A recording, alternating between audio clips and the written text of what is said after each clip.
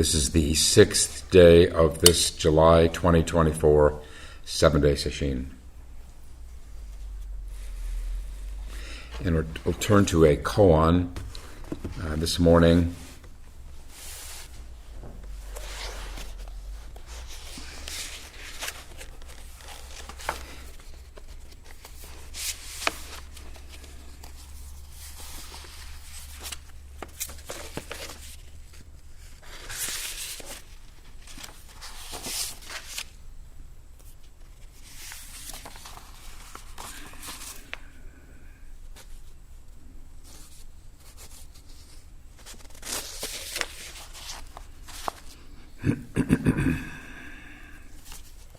This is from the Mumonkan, the Gateless Barrier.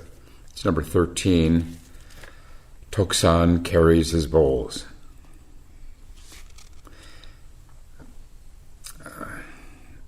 These are all Chinese masters in these koans. After all, Zen or Chan is a Chinese invention. It came from China before it went to Japan and Korea. I feel a little regretful that not to use the original Chinese names, but first of all, they're hard to pronounce, and secondly, they're hard to remember. It is for those of you who are listening. When I was listening to Roshi Kapleau's teishos, I did started to remember some of these names, but it's easier in the Japanese versions of these names, so that's what we'll use, the Japanese versions. Tokusan is the Japanese name for Deshan. One day, there's the case. One day, Tokusan came down to the dining room carrying his bowls. Seppo, the cook, called out to him, "Old master, where are you going with your bowls when the bell has not rung and the drum has not sounded?" Tokusan turned at once and went back to his own room. Later, Seppo told this occurrence to Ganto, who remarked, "Great master though he is, Tokusan has not yet grasped the last word of Zen." And then hearing of this, Tokusan sent his attendant to ask Ganto to come and said to him, "Don't you approve of me?" Ganto leaned over and whispered his reply to him. Tokusan said nothing further.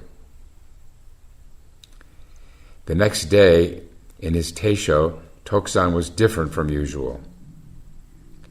Ganto, going towards the front of the hall, clapping his hands and laughing, said, "What a happy thing! The old man has now grasped the last word of Zen. From now on, nobody will be able to get the better of him." So first, some biographical material on these three. I'll start with the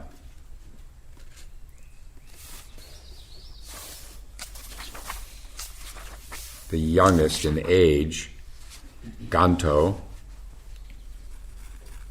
These three are three of the most illustrious of the Tang Dynasty masters. The Tang Dynasty came to be called the Golden Age of Zen.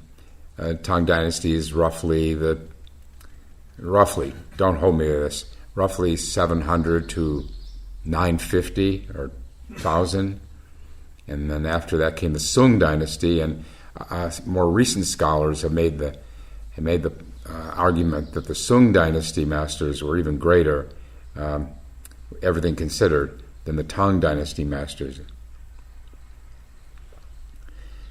I think maybe the Tang Dynasty masters were more colorful. They became known for their striking and shouting.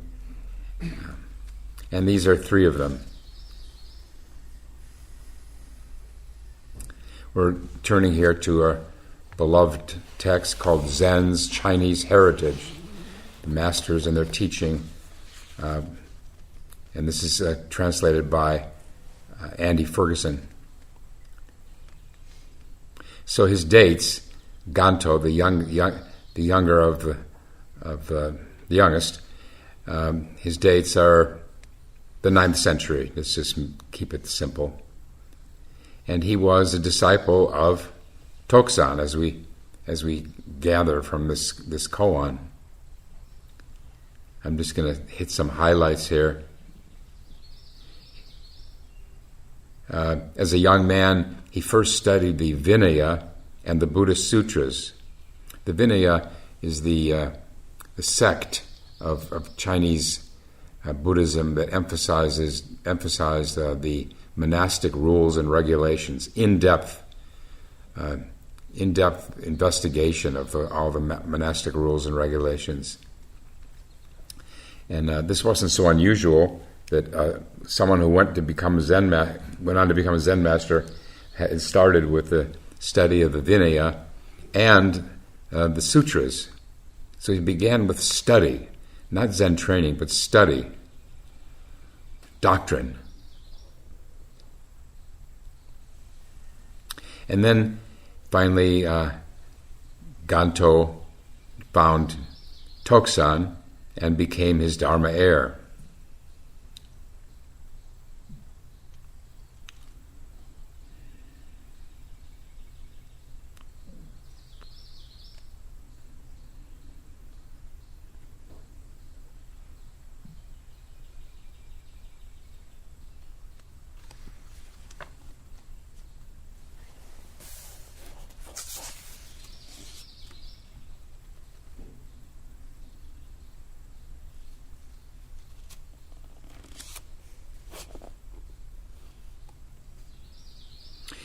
Here's a short story also involving the two junior monks in today's koan, Ganto and Seppo. One day, Ganto was talking with Seppo. Seppo suddenly pointed at a basin of water. There were three of them. Ganto was talking with Seppo and Kinzan. Seppo pointed at this basin of water. Kinzan said, "When the water is clear, the moon comes out." Seppo said, "When the water is clear, the moon does not come out." And Ganto just kicked over the basin and walked away.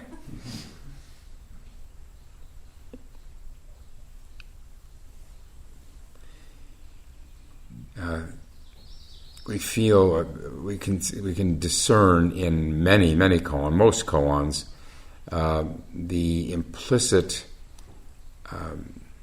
teaching of formlessness, no thingness. This is, we hear it in the Prajnaparamita. Form is only emptiness, emptiness only form.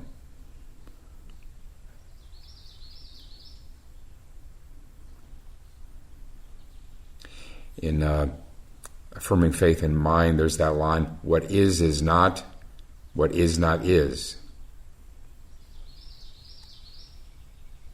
Form is only emptiness, emptiness only form. So this Kinzan, when Seppo pointed at this basin of water, he is in effect inviting his two brother monks to come up with something. And Kinzan says, when the water is clear, the moon comes out. This is a classic kind of metaphor in Zen literature. When the mind is clear, our original enlightened nature appears. Seppo turned it upside down. When the water is clear, the moon does not come out. Or as Hakuin says, our true nature, our true self is no self. There it is again, the paradox. Our true self is no self. When the water is clear, the moon does not appear. And then Ganto got the last word with his foot.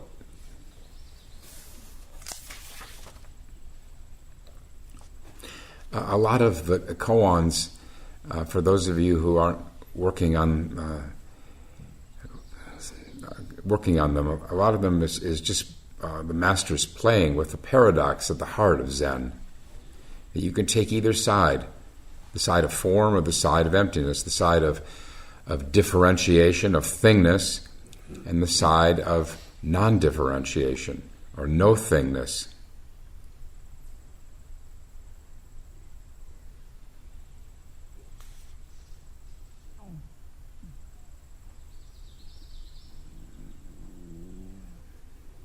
And then we're already at the end of the material on Ganto. It says here, during the chaos at the end of the Tang Dynasty, every time I read a reference to the tumultuous history of China, ancient China with civil wars and all, I'm reminded, we can all be reminded that what we're facing today in this country, peoples throughout history have faced many times and found their way through.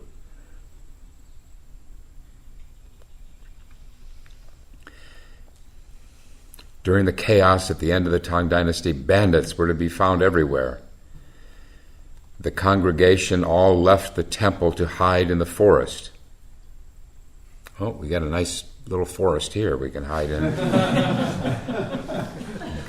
Ganto alone stayed at the temple where he just sat in Zazen. One day the head of the bandits came to the temple. He was enraged because there was no booty there, and he brandished his knife and stabbed Ganto. Ganto remained composed, then let out a resounding scream and died. The sound was heard for 2 miles. Or so goes the legend. He was given the posthumous name Zen Master Clear Severity. And then we'll move on now to Seppo, who was actually 6 years older than Ganto, but was a little behind him in his practice. He's sort of Ganto was more his kind of a teacher, junior teacher to Seppo. Seppo, of course, is also a disciple of Tokusan, the old master in today's story. There's some little tidbits that you can take them for what they're worth. It's recorded that as a toddler, Seppo refused to eat non-vegetarian food. Another one. One day, while being carried on his mother's back, a funeral spectacle of flags and flowers appeared. This caused a profound change in the child's countenance. Duh. You would expect that with a child. But I did, when I was in New Zealand a couple weeks ago, I was talking with a woman there, a member of their Sangha, who mentioned having her family is from the Rochester area, and she remembered her earliest memory, she told me. Her earliest memory at the age of 2 was seeing that elephant coming striding out with the trumpets. It's a papier-mâché elephant that we use at the celebration of the Buddha's birthday. So touching to hear.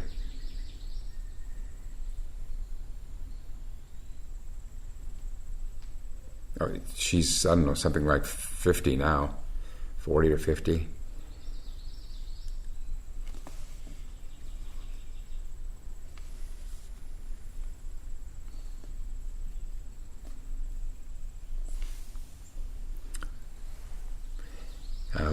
A couple anecdotes about Seppo, who in today's koan is the head cook.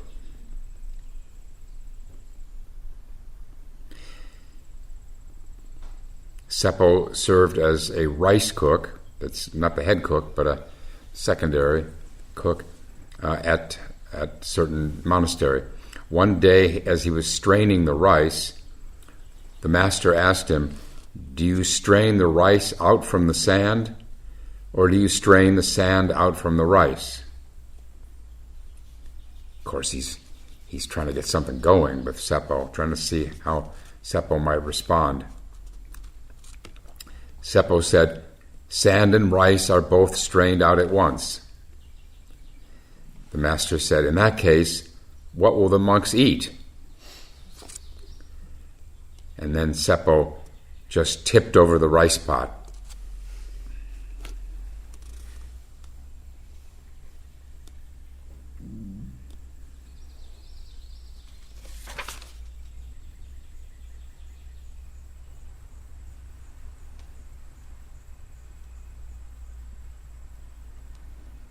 Oh, this is my favorite story, most memorable story of Seppo and Ganto.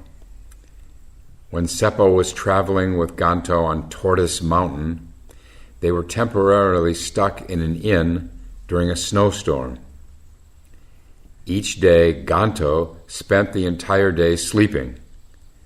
Seppo spent each day sitting in Zen meditation.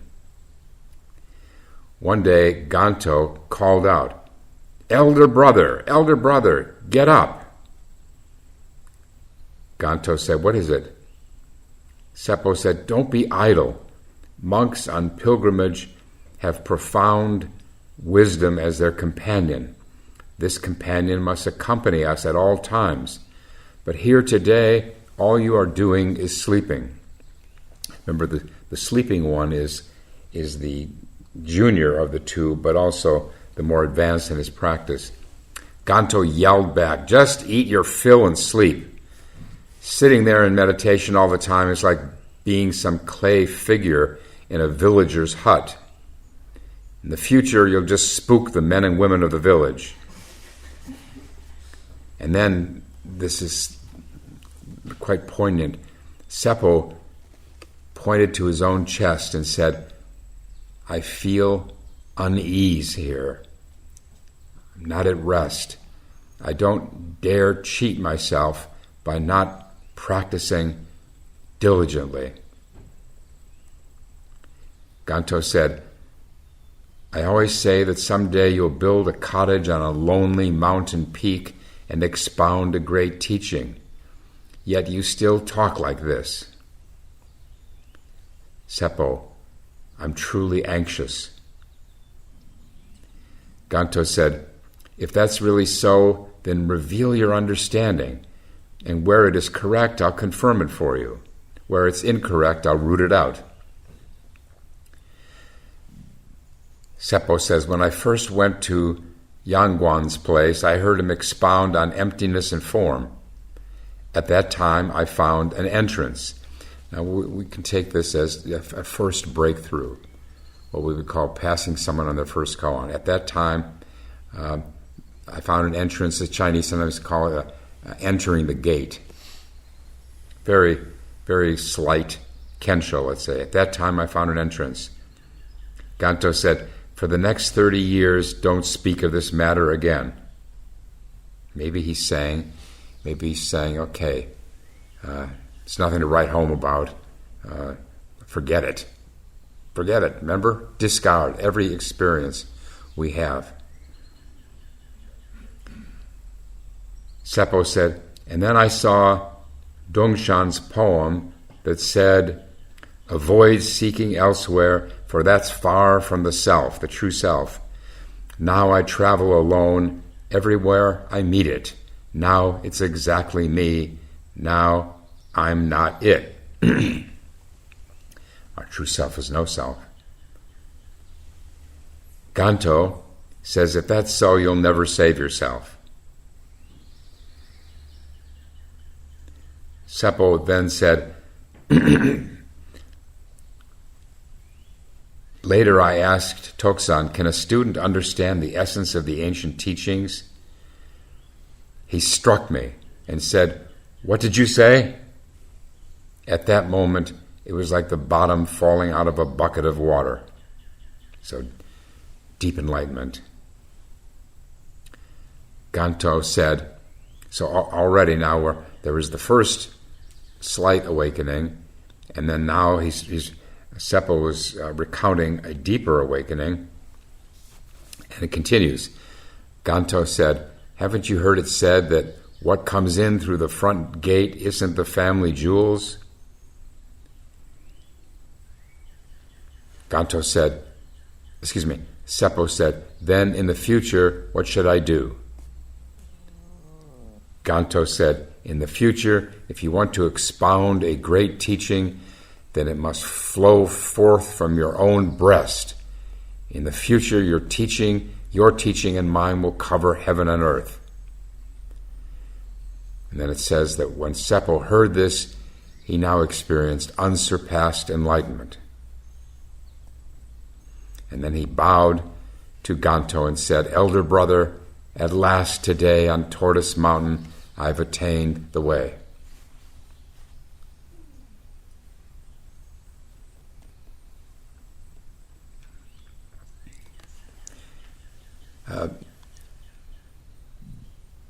In one of his books, Aitken Roshi distinguishes between what he calls people of talent and people of effort.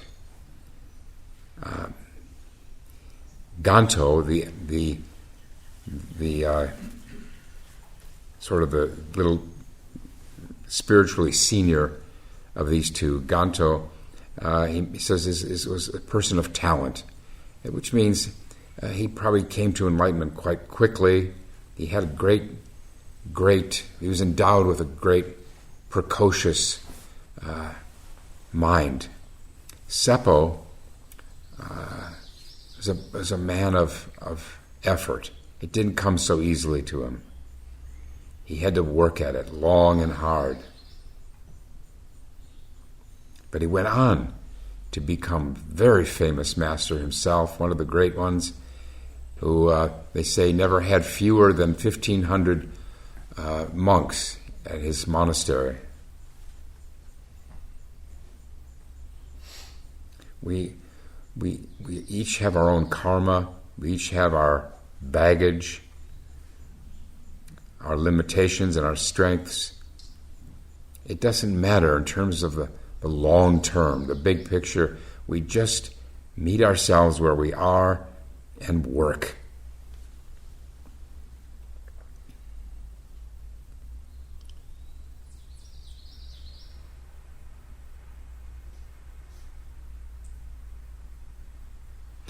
After we're still now on Seppo, the head cook of the in this koan. After Seppo assumed the abbacy at Snow Peak, a monk asked him, when you were at Tokusan's place, what was it you attained that allowed you to stop looking further? Seppo said, I went with empty hands and returned with empty hands. Empty.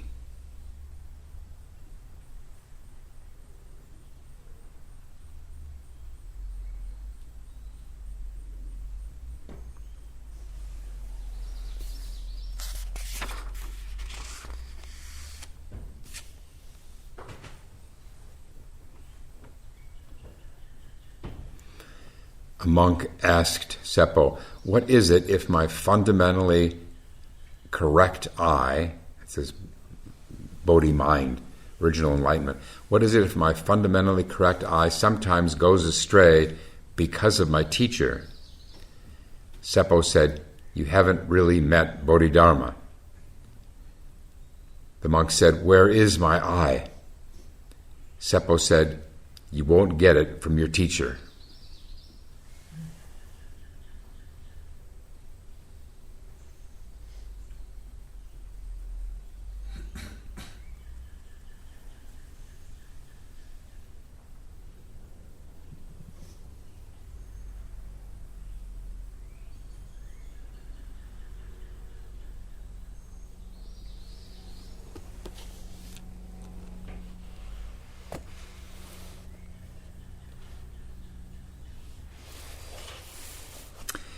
we're not going to have enough time to get into any depth with the biography of Tokusan. He figures in maybe half a dozen koans in a collection. Just to mention a couple things to remind some of you who he is.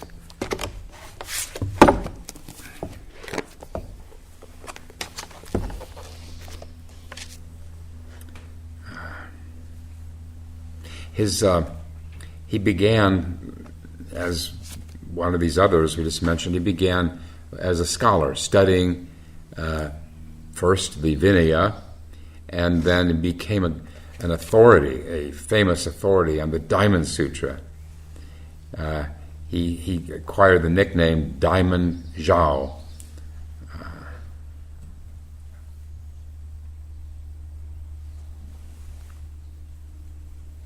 After years and years of study, he heard about this Chan school in the south that claimed to be able to come to awakening in this lifetime.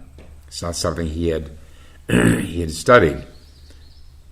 Chan or Zen was a revolutionary new school in China. Before Chan, Buddhism had been around for plenty long, centuries.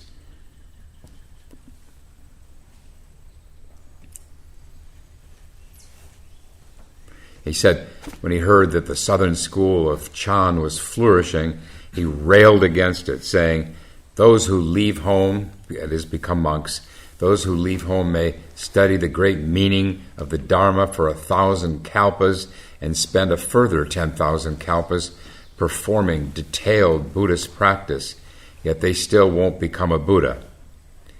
How dare those southern devils say that just by pointing at the human mind we can see our self-nature and attain Buddhahood.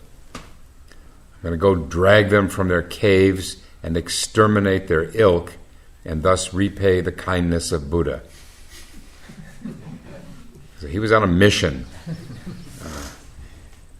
So he set off with all of his commentaries, his favorite commentaries on the Diamond Sutra, and went on a long journey to go down there and get rid of them. And then he had this famous encounter with the old woman on the road who was selling dim sum, and she posed this question that completely flipped him out. She said, he told her that he was a great scholar in the Diamond Sutra, and she said, "I have a question for you. If you answer it right, then I'll donate a dim sum to you. If you can't answer, then you must go elsewhere." Now, my question, in the Diamond Sutra it says, past mind cannot be attained, present mind cannot be attained, future mind cannot be attained. And she said, "I want to know, monk, what mind are you revealing right now?" And at that he was left speechless. And then he went on to Lungtan, another famous master there. He had a long discussion deep into the night about the Diamond Sutra, or really the essence of the Diamond Sutra, form and emptiness. And then as he was leaving, he asked for a candle so he could find his way out into the dark. And Lungtan lit the candle, and as he handed it to Tokusan, he blew it out. Darkness. And at that, Tokusan came to enlightenment. And it was a complete conversion for him. Then, like so many people who went from one extreme to the other, he had no use anymore for sutras, scriptures of any kind, doctrine.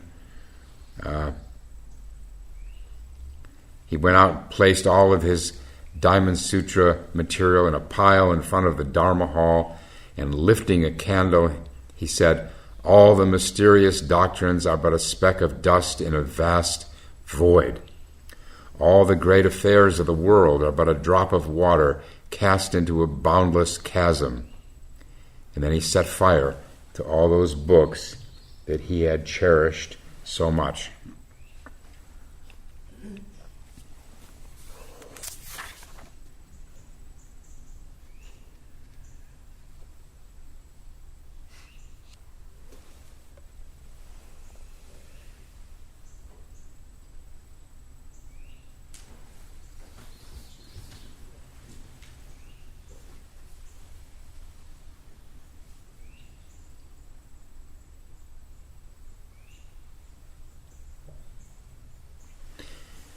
Here's a short one, where Tokusan said to the monks, "As soon as you ask, you have erred, made a mistake. If you don't ask, you're also wrong." A monk came forward and bowed. Tokusan struck him. The monk said, "I just bowed. Why did you hit me?" Tokusan said, "What use would it be to wait until you opened your mouth?"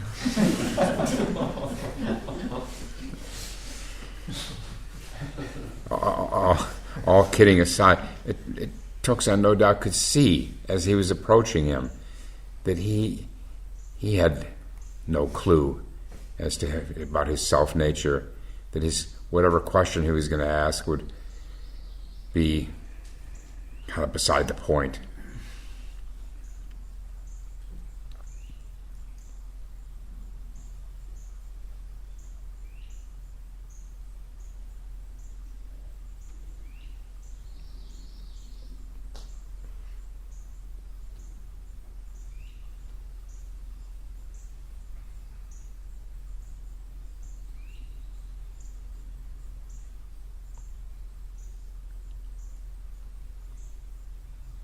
Here's one more. Seppo, we're back to Seppo now. He asked Tokusan, "Can I understand the great teachings of the ancients or not?" Tokusan struck him and said, "What?" Seppo said, "I don't understand." The next day, Seppo came again for instruction. Tokusan said, My teaching has neither words nor phrases. It is actually without a dharma that may be given to others." And at these words, Seppo experienced enlightenment. When Ganto heard about this, he said, "Old Tokusan's backbone was as hard as iron. It couldn't be bent."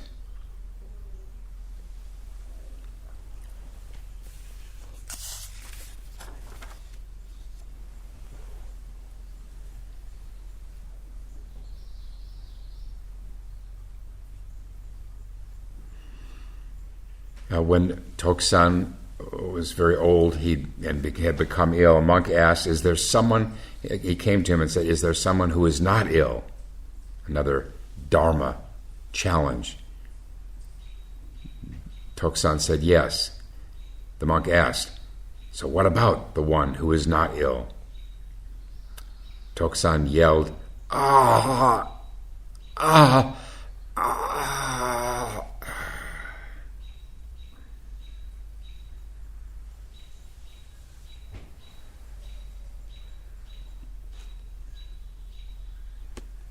What is not, what is not is.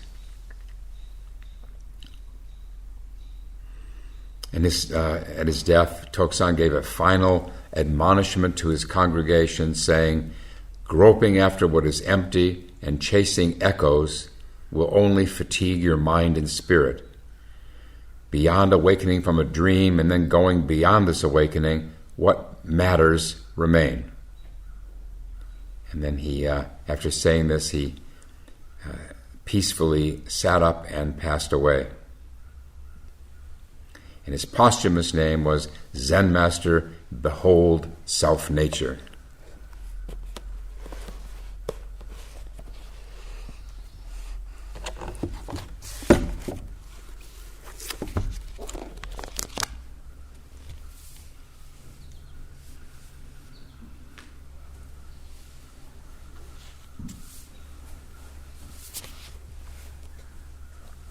about this, before we turn back to the case, about this matter of emptiness. There's no way to understand it, really, to grasp it, without awakening. But it's not because it is the fundamental. It's not limited to the Zen school. There's a wonderful poem from a 14th century Kashmiri sage, a woman from Kashmir in the 14th century. Her name was Lala, Words of Lala. And this is her way of expressing it.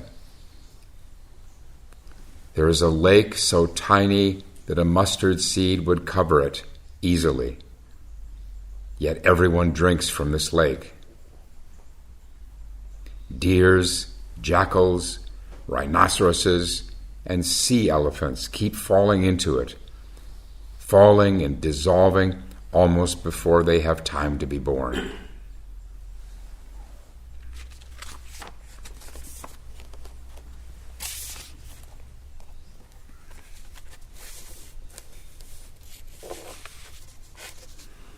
All right, one day, back to the case, one day Tokusan came to the dining room carrying his bowls. Now, at this time, he was 80 years old, they say.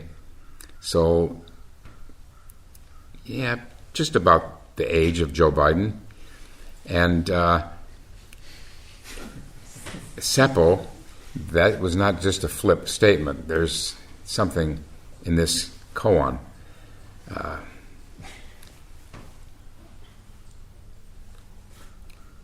And then Seppo, the cook, called out to him, "Old master, where are you going with your bowls when the bell has not rung and the drum has not sounded?" So that's the first point of the koan. And koans are all about seeing through the words, what's really going on behind the words. Was Tokusan forgetful at age 80? How could he not be? They say that our memory, we start losing our memory after the age of 25.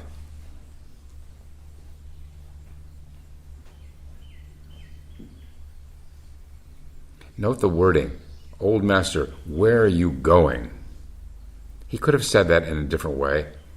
Old master, excuse me, but just so you know, the bell hasn't rung and the drum hasn't sounded yet for the meal. So that's a clue.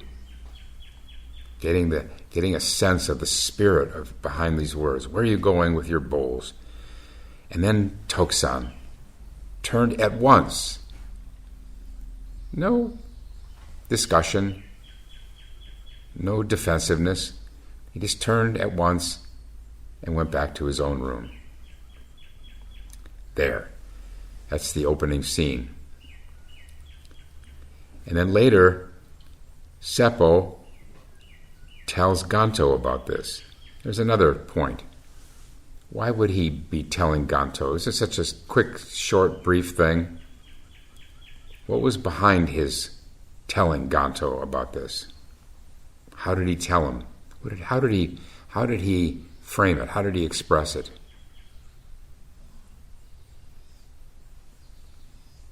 And then Ganto said, he's a great master for sure, but he hasn't yet grasped the last word of Zen.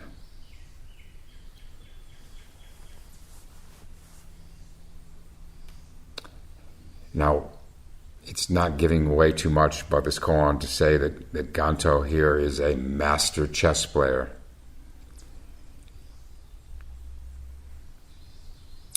So the word got out that Ganto had responded by saying the master hasn't got the last word of Zen, and Tokusan heard about it, and he sent his attendant to have Ganto to come.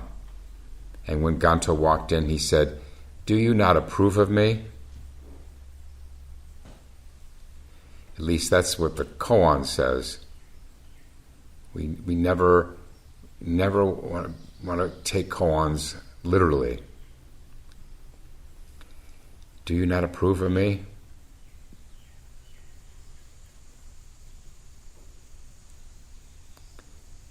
Would anyone think that the great Tokusan at the age of 80 would be miffed that one of his students had said something like that, would be offended? Anyway, Ganto leaned over and whispered in Tokusan's ear. Now, the structure of the story is such that we might assume that Ganto is leaning over and whispering the last word of Zen to Tokusan. So it would appear from the surface. And that's the nub of the koan. What did he whisper?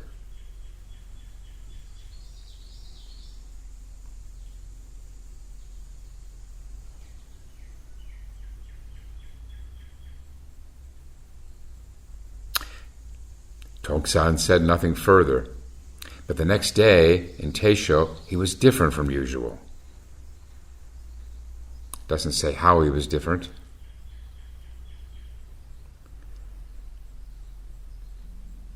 And then Ganto strode up into the front of the hall, clapped his hands and laughed and said, at last, the old man has now grasped the last word of Zen. No one from now on is be able to get the better of him. There's a lot in here to dig out when you're working on this koan. A lot to discern about spiritual practice and human nature. These koans are just human nature that we know now that was still going on then. Human beings. With all of our blind spots and deadly sins, pride, ignorance.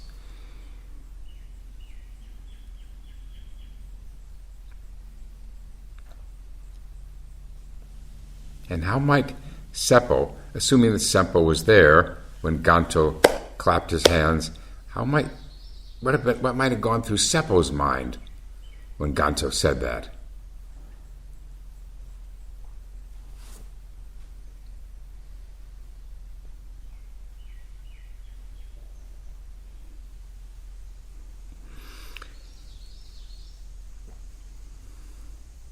And then the commentary and verse are quite short. Mumon's commentary, as for what is called the last word of Zen, neither Ganto nor Tokusan ever heard of such a thing, even in a dream. When you look into the matter carefully, they are like puppets on a shelf.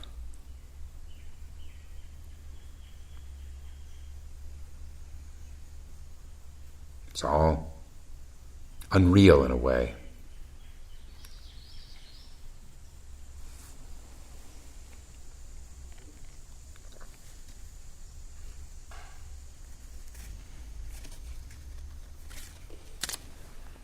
And then the Mumon's verse, if you understand the first word of Zen, you understand the last.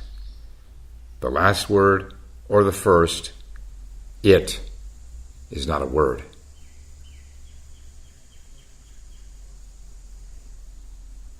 That itself is a clue to what is going on in the case.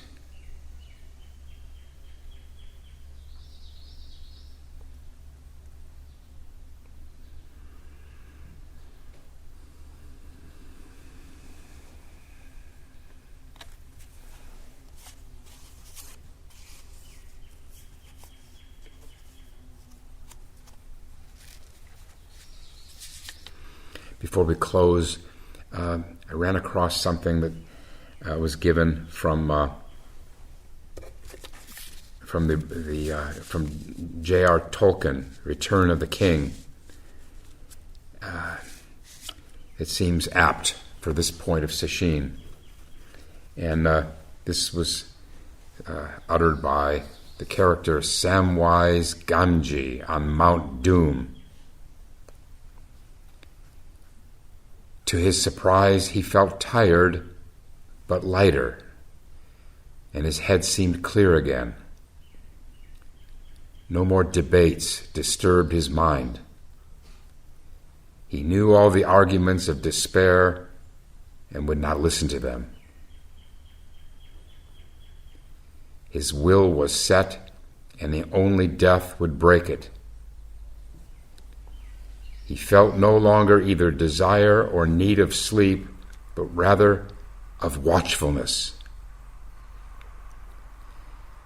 He knew that all the hazards were now drawing together to a point.